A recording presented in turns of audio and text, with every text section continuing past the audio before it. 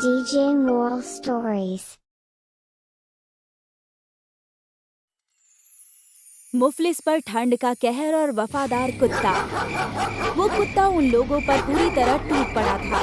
6 साल की गुनगुन पास बैठी कांप रही थी। उसके वालिदैन बेहोश लेटे हुए थे। उन दोनों के सिर से खून बह रहा था। अबे नागदंत, ये कुत्ता ज्यादा ही शेर बनने की फिराक में है। निकाल अपना खंजर और उतार दे इसके पेट में और इसकी अतड़ियां कर दे बाहर, वरना ये हमें अपना काम अंजाम नहीं देने देगा। नागदंत ने खंजर निकालकर कुत्ते को मारना चाहा, लेकिन उस कुत्ते ने उसकी कलाई को अपने जबड़े में दबाकर जोर से काट लिया। अरे बाप रे, इसने तो मुझे काट लिया। अब 14 इंजेक्शन लगेंगे मेरे पेट में।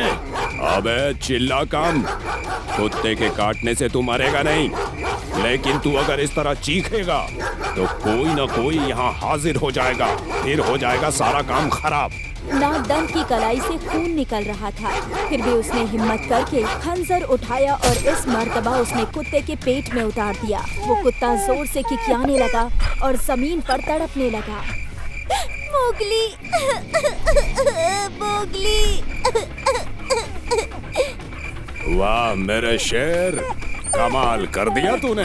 उसके बाद राका और नागदंत बच्ची की जानिब बढ़े और उसे गोद में उठा लिया और अपनी कार की जानिब भागने लगे। मोगली, मोगली बचा लो मुझे, मोगली, मेरी हिफाजत कर। गुनगुन की आवाज सुनकर जमीन पर लेटा मोगली फिर से उठ खड़ा हुआ और उन बदमाशों की जानिब टूट पड़ा और नागदंत का गला दबाने लगा। राका, मेरी हिफाजत कर, ये कुत्ता मुझे मार डालेगा।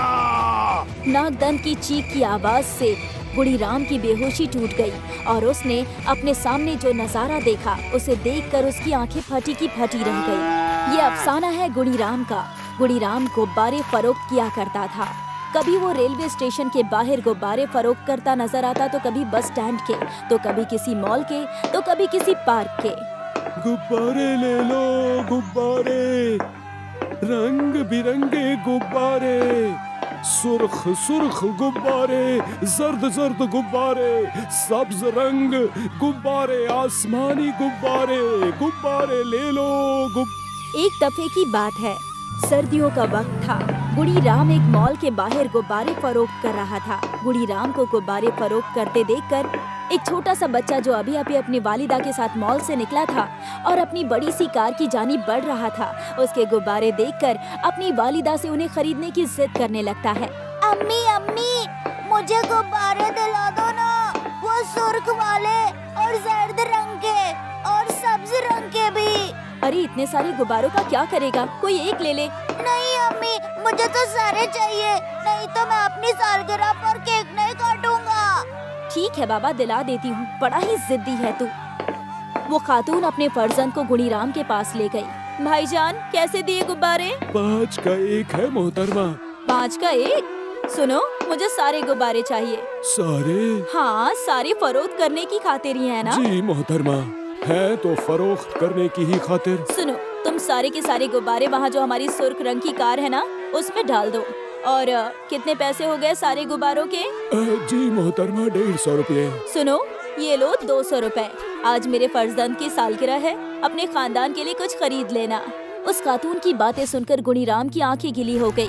पिछले कई रोज से बहुत ज्यादा ठंड की वजह से उसका काम बहुत ही मंदा चल रहा था। पूरे दिन काम करके भी वो सिर्फ 4-5 गुब्बारे ही फरोख्त कर पाता था और जब कमाई होती थी तो घर वालों को चपाती भी कम मिलती थी। क्या करूं गुंजा, पूरे दिन लगा रहता हूँ, लेकिन इतनी ठंड में लोग ज्यादा बाहर निकलते ही नहीं। गुनगुन को तो एक चपाती खिला दी है, एक चपाती और बची है और आटा तो बिल्कुल खत्म हो गया है आज। आटा? सुनो ना, मेरे तो पेट में दर्द है, तुम खा लो ना। मुफलिस की जिंदगी ऐसी ही होती है, कभी पेट में चपाती तो कभी ख्वाबों में चपाती। लेकिन आज गुड़ीराम बेहद खुश था। उसने थोड़ा आटा, थोड़ा चावल, नमक, आलू सब खरीद लिया था और हाँ, आज उसने गुनगुन की पसंदीदा चीज भी रास्ते से ले ली थी। भाई, ये जलेबी कैसे दिए? गर्म तो है ना ये? हाँ हाँ, बिल्कुल गर्म है भाईजान, खा कर देख लीजिए। नहीं, खाना नहीं है, कितने दे दूं? 1 किलो? अरे नहीं, इतने का क्या करूंगा। 10 रुपये की दे दो ना। गुड़ीराम की बात सुनकर जलेबी वाले ने अपना मुंह बना लिया, लेकिन वही जलेबी लेकर जब वो अपने घर पहुंचा तो उसकी छोटी सी दुख्तर गुनगुन के चेहरे पर बड़ी सी मुस्कान आ गई। अब्बा, जलेबी लाए हैं? कितने माह हो गए ना जलेबी खाए हुए। लो आप भी खाओ। अरे मैं नहीं खाऊंगा, ये सिर्फ तुम्हारे लिए है। ऐसा कैसे मुमकिन है? हम सब मिलकर खाएंगे। गुंजा की शक्ल पर भी आज मुस्कान थी, क्योंकि अब कुछ रोज तक तो सबको भरपेट खाना नसीब होगा। लेकिन तभी एक जोरदार आवाज से सबका दिल बैठ गया। वाह जी वाह, इस माह का घर का किराया अदा नहीं किया तुम लोगों ने, और यहाँ दावत उड़ाई जा रही है। वो आवाज गुड़ीराम के मकान मालिक की थी। वो बड़ा ही बेरहम किस्म का इंसान था। क्यों रे, किराए का क्या हुआ? मालिक, किराया अदा कर दूंगा। अबे कब अदा करेगा? कोई मुहूर्त निकालता है क्या किराया अदा करने के लिए? मालिक, हमेशा तो वक्त पर ही देता हूँ ना। अब इस माह का काम थोड़ा मंदा है, इसीलिए देरी हो रही है। बड़ा ही बेशर्म इंसान है तू।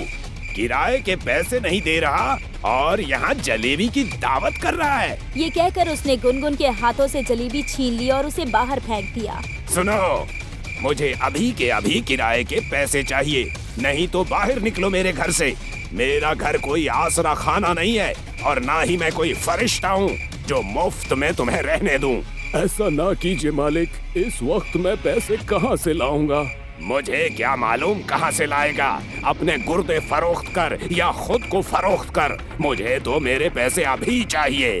लेकिन उस बेरहम ने गुड़ीराम की एक नहीं सुनी और उस कड़ाके की ठंड में गुड़ीराम को उसके खानदान के साथ बाहर निकाल दिया। जरा भी रहम नहीं आया उसे। अरे हमारी नहीं, हमारी बच्ची की तो सोचता। गुंजा, दुनिया पैसों पर टिकी है। लोग पैसों की खातिर ही सोचते हैं, पैसे से अहम कुछ भी नहीं। लेकिन अब हम जाएंगे कहाँ? कहाँ? अरे इतनी बड़ी दुनिया बनाई है ऊपर वाले ने, कहीं तो हमारा बसेरा होगा ही। आसरे की तलाश में रात के 2 बज गए थे। ठंड से सभी का बुरा हाल था। तभी उनकी नजर सड़क के किनारे पड़े एक सीमेंट के पाइप की जानिब गई। गुंजा, ये लो, मिल गई हमारे रहने की जगह। अब हम यहीं रहेंगे। वो उस पाइप के करीब पहुँचे तो देखा कि वहाँ पर एक कुत्ता बैठा हुआ था। लेकिन जैसे ही वो पाइप के पास खड़े हुए, वो कुत्ता बाहर निकल आया और अपनी दुम हिलाने लगा। गुनगुन उसे पुचकारने लगी। देख रही हो गुंजा इस कुत्ते को? हमें देखकर ये बाहर निकल आया और मालूम होता है जैसे ये हमसे कह रहा है कि आप लोग इस ठंड में कहाँ जाएंगे, यहीं रहिए। कड़ाके की ठंड में वो सब उसी पाइप के अंदर सो गए। वो कुत्ता जिसका नाम उन्होंने मोगली रखा, उसे भी अपने साथ उन्होंने पाइप में ही सुला लिया। जानवर और इंसान के बीच की मोहब्बत, ये बड़ा ही खूबसूरत नजारा था। उस रोज के बाद तो मोगली उस खानदान के सदस्य की तरह हो गया। गुनगुन तो उसके बगैर रह ही नहीं पाती थी और मोगली भी गुनगुन के साथ खूब मस्ती करता। मालूम है जी, आप तो काम पर चले जाते हैं, लेकिन हमारा ये मोगली किसी मुहाफिज की तरह पूरा दिन इस पाइप के आसपास गश्त रहता है। अगर कोई इस जानिब आने की कोशिश करता है तो ये उसे भौंककर भगा देता है। मालूम है, आज मैंने देखा कुछ बदमाश दिखने वाले शख्स इस जानिब घूम रहे हैं। मोगली ने उन्हें दूर तक दौड़ा दिया। अपनी गुनगुन तो पूरे दिन इसी के साथ मस्ती करती रहती है। अच्छा है ना गुंजा, मालूम है हम लोग यहाँ रहते तो हैं, लेकिन ये जगह महफूज तो नहीं है ना। लेकिन क्या करें, कोई रास्ता भी नहीं है। मालूम है, पूरे दिन मुझे गुब्बारे फरोख्त करते हुए तुम ही लोगों का ख्याल आता रहता है। सब खैरियत तो होगी ना? आजी आप फिक्र ना कीजिए, मोगली है ना। वो लोग भी मोगली का बेहद ख्याल रखते थे। एक दफे की बात है, मोगली को किसी ने पत्थर मार दिया तो वो बेचारा बुरी तरह जख्मी हो गया। उसके पैरों से बहुत खून बहने लगा। गुनगुन ने ये देखा तो फौरन अपने फ्रॉक का एक टुकड़ा फाड़कर उसके जख्म पर बांध दिया। तुझे मना किया था ना उस जानिब नहीं जाने के लिए, तो फिर तू क्यों गया? तुझे जरा भी मेरी फिक्र नहीं है। जा, मैं तुझसे बात नहीं करूंगी। ये कहकर गुनगुन ने मोगली के ऊपर अपनी झूठी नाराजगी दिखाई तो उसकी आंखों में भी आंसू आ गए और वो उसकी जानिब देखकर भौंकने लगा। ऐसा लगा कि वो उसे मनाने की कोशिश कर रहा है। अच्छा, अब खामोश हो जा, लेकिन आइंदा ऐसी गलती मत करना, नहीं तो मैं वाकई तुझसे कभी बात नहीं करूंगी। गुडीराम का खानदान अपने ऊपर आने वाले खतरे से अनजान था। असली में बच्चा चोर गिरोह की नजर गुनगुन पर उस वक्त चली गई थी जब उन्होंने उसे पाइप के पास मोगली के साथ खेलते देखा था। कुछ रोज उस पर नजर रखने के बाद उन्हें इल्म हो गया था कि गुनगुन वहीं उस पाइप में अपने खानदान के साथ रहती थी। देख राका, इस बच्ची को यहाँ से अगवा करने में ज्यादा खतरा नहीं है, क्योंकि इस जानिब ज्यादा लोग तशरीफ नहीं लाते। वो तो ठीक है, लेकिन इस कुत्ते का क्या करेंगे? अबे कुत्ते से क्या खौफ खाना, वो कुत्ता है, कोई शेर थोड़ी है। तो उस रोज जान हथेली पर लेकर फरार क्यों हुए जब उसने तुम्हें दौड़ाया था? वो तो मैंने उसे पत्थर मारकर रोक लिया, नहीं तो वो तुझे नहीं बख्शता। नागदंत और राका आज पूरी तैयारी के साथ गुनगुन को अगवा करने के मंसूबे से आए थे। उन्होंने गुडीराम को गुंजा के सिर पर डंडा मारकर उन्हें तो बेहोश कर दिया था, लेकिन मोगली ने उन पर हमला कर दिया। होश में आने के बाद मोगली की ऐसी हालत देखकर गुडीराम गुस्से से भर गया और उसने एक डंडे से गुंडों की पिटाई शुरू कर दी। अब्बा मारो, मारो इन्हें, खूब मारो। इसने मोगली के पेट में खंजर उतार दिया और ये मुझे अपने साथ ले जा रहे थे। गुंजा की बेहोशी भी तब तक टूट गई थी। उसने चीख चीख कर वहाँ अफराद को जमा कर लिया। थोड़ी देर बाद पुलिस आई। पुलिस ने उन्हें जैसे ही देखा उनकी शिनाख्त हो गई, क्योंकि उन्हें भी उन बच्चा चोरों की तलाश थी। आप लोगों ने, खासकर आपके कुत्ते ने काफी हिम्मत का काम किया है। हम आपको इसका इनाम दिलवाएंगे और हम आपके रहने का भी इंतजाम करवाएंगे। वो ये बातें कर रहे थे, लेकिन गुनगुन मोगली के पास बैठी जोर जोर से रो रही थी। मोगली, उठो ना मोगली, उठो ना। अब्बा, अब्बा देखिए ना, मोगली उठ नहीं रहा है। लेकिन मोगली उठता कैसे? वो तो अपनी वफादारी दिखाकर हमेशा के लिए दूसरी दुनिया में रुखसत हो लिया। उस दुनिया में जहाँ नफरत की कोई जगह नहीं है, जहाँ सिर्फ मोहब्बत होती है।